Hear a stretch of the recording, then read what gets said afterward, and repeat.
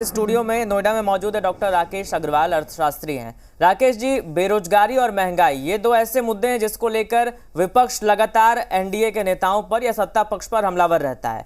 तो ये दोनों मुद्दे हैं, इनको आप देश के परिप्रेक्ष्य में, भारत के परिप्रेक्ष्य में कैसे देखते हैं और कैसे इनसे निपटा जाए? अगर बेरोजगारी की बात करें तो एक पक्ष ये भी कहता है कि जितनी हमारी जनसंख्या है, जिस तरीके से आबादी बढ़ रही है, उस हिसाब से सरकारी नौकरियों का सृजन तो संभव नहीं है। तो ऐसे में आप अर्थशास्त्री हैं, आप इन चीजों को कैसे देखते हैं?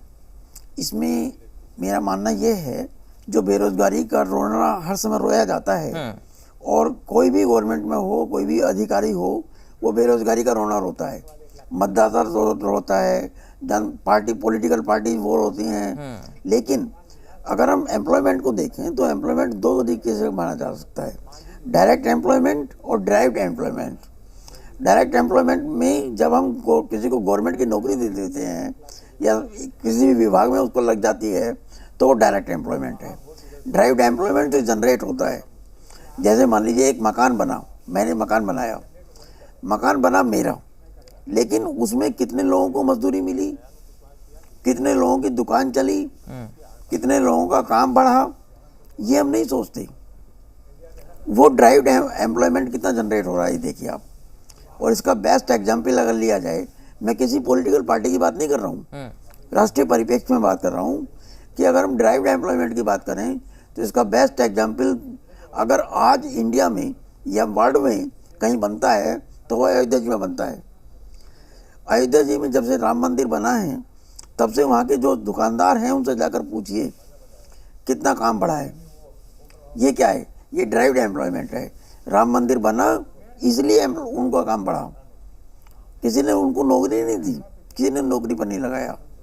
ऐसे बहुत सारे परिवारों को मैं जानता हूँ जो कहते हैं जी हम तो इसी काम से इतना कमा लेते हैं, हमें नौकरी की जरूरत ही नहीं है।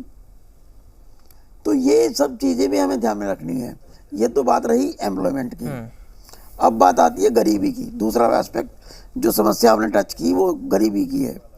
गरीबी में अगर हम देखें तो इसको इनकम के एस्पेक्ट में देखिएगा। हमारी गरीबी फैल रही है, बिल्कुल ठीक है, मैं मानता हूँ गरीबी बहुत ज़्यादा है, लेकिन इनकम लेवल कितना बढ़ा है? कितना बढ़ा है सोच कर देखिए।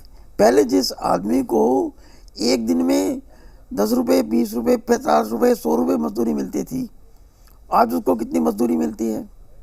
उसको कितना काम मिलता है?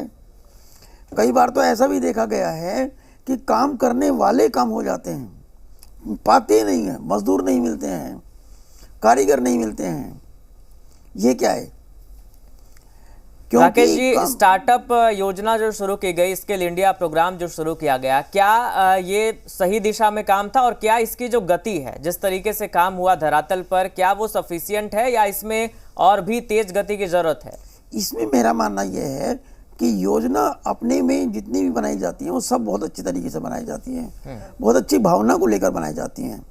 कमी रह जाती है तो उनकी इम्प्लीमेंटेशन में रह जाती है। सर, एक चीज मैं यहाँ पे, आपने अभी कहा कि कई बार लोग नहीं मिलते हैं, कारीगर नहीं मिलते हैं, मजदूर नहीं मिलते हैं। तो सर, अगर इतना ही ज़्यादा काम है या इतना ही ज़्यादा रोजगार सृजन किया जा रहा है या फिर आत्मनिर्भर बनाया जा रहा है लोगों को, आपने कहा राम मंदिर बना उससे इतने लोगों को रोजगार मिला होगा, या कई ऐसे स्रोत हैं जिससे बहुत सारे लोगों को रोजगार मिला होगा, तो फिर सत्ता पक्ष आत्मनिर्भर भारत का जिक्र क्यों नहीं कर रहा? सत्ता पक्ष राम मंदिर से मिलने वाले रोजगार का जिक्र क्यों नहीं कर रहा? ये क्यों जिक्र कर रहा सत्ता पक्ष कि अगर कांग्रेस आएगी तो राम मंदिर में ताला लगवा देगी? उसके अलावा बात किया जाए लोगों को रोजगार देने की या फिर लोगों के सशक्तिकरण की, इन सब चीजों का जिक्र आखिर क्यों नहीं किया जा रहा? मैंने ये नहीं कहा कि विपक्ष बात नहीं कर रहा या सरकार बात नहीं कर रही। मैंने कहा कि अगर हमें उस एम्प्लॉयमेंट जनरेशन की बात करनी है, एम्प्लॉयमेंट जनरेशन को एक राइट पर्सपेक्टिव में देखना है, तो जाकर पूछिए उनसे उन्हें कितना काम बढ़ा है। वो क्यों बढ़ा? क्योंकि वहाँ पर राम मंदिर बना। मैं धर्म विशेष की बात नहीं कर रहा, राजनीतिक विशेष की बात नहीं कर रहा, मैं किसी पॉलिटिकल पार्टी से जुड़ा हुआ नहीं हूँ, किसी धर्म से जुड़ा हुआ नहीं हूँ, लेकिन मैं निष्पक्ष रूप से बात कर रहा हूँ कि हमें एम्प्लॉयमेंट को बहुत सारे एंगल से सोचना पड़ेगा। हमें राजनीतिक चश्मे को उतार कर निष्पक्षता का चश्मा पहनना पड़ेगा, तब हम उसको प्रॉब्लम को सही तरीके से देखेंगे। ठीक है सर, चाहे गरीबी हो चाहे एम्प्लॉयमेंट हो। ठीक है सर, चलिए हमारे साथ